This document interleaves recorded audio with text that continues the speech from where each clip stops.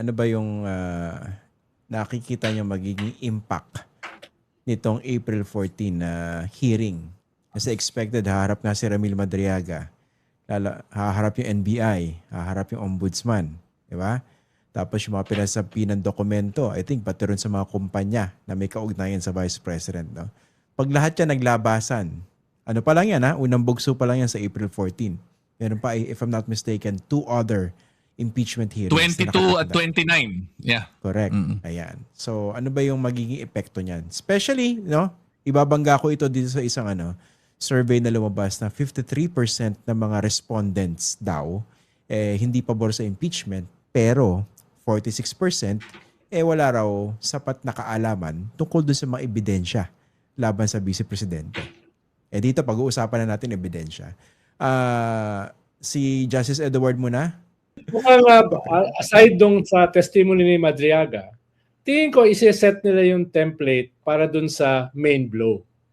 No? Isi-set nila yung template. Paano? Pupunta dyan si Boying, si Ombudsman Remulla, at dala-dala niya yung SALN ni BP Sara na siya lang yata ang may hawak. No? Yung Ombudsman lang ang may hawak. I-present na yan para iset yung template para dun sa susunod na dalawa. Na malamang isasabpina na nila yung bank accounts ni Sara.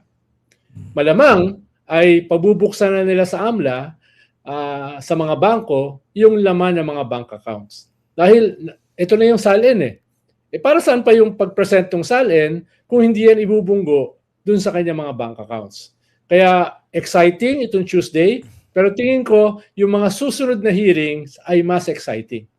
Dahil dyan na yung main evidence nila. Maliban siguro doon kay Madriaga, dyan na lalabas yan. Yung matagal nang sinasabi ni Senator Trillanes, ni Deputy Ombudsman Carandang, no? Dyan na lalabas yan. Kaya, kung lalabas na yan, ay tingin ko yung daan papunta doon sa plenary ay mas mabilis na. Either sa Mayo or early June. Magkakaroon na ng plenary voting. Okay. Yun yung inaasahan ko. Yun yung fearless forecast. Okay. Tingin ko ang pinaka magiging major talaga for Tuesday, yung Madriaga testimony talaga. More because ito yung bago Part kasi ng mga ibang mga grounds na lumabas na, meron ng glimpse yung publiko confidential funds, di ba?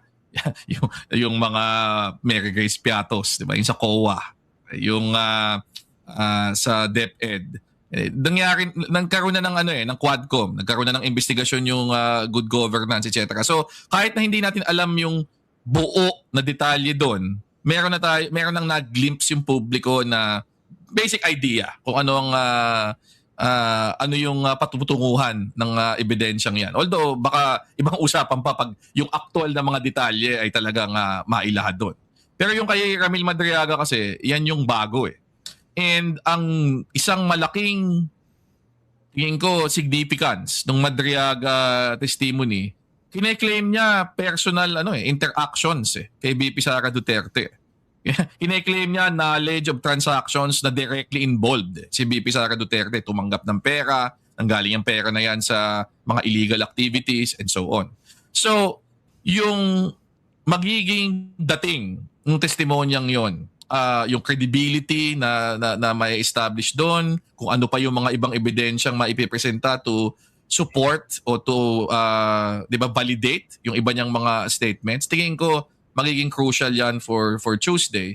At dahil una yung Tuesday, tingin ko importante for yung mga complainants to actually set yung tone na ito ang magiging may expect nyo for the rest of the evidence na may pipresenta namin. So they have to start out strong dito. Di ba? Ibig sabihin, ito yung ebidensya, klaro to, may malinaw na kwento, credible yung batayan. Kasi feeling ko yun yung ito yung first opportunity in more than a year na makikita natin talaga kung ano ba talaga ang nasa likod ng mga paratang na ito na pinagbatayan dito sa impeachment ni VP Sara Duterte. So, very, very crucial yung tone na maseset nung Tuesday hearing.